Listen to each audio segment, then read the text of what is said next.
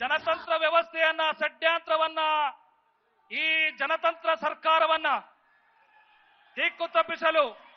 ಈ ಕಹಳೆ ಕಾಂಗ್ರೆಸ್ ಪಕ್ಷಕ್ಕೆ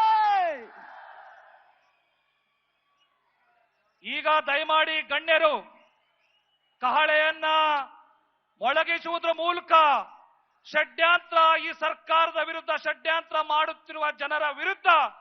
ಜನಾಂದೋಲನಕ್ಕೆ ಈ ಕಹಳೆಯನ್ನ ಊದೋದ್ರ ಮೂಲಕ ಜನಾಂದೋಲನ ಅಧಿಕೃತಗೊಳಿಸಬೇಕು ಅಂತ ವಿನಂತಿ ಮಾಡ್ತೀನಿ. ಈಗ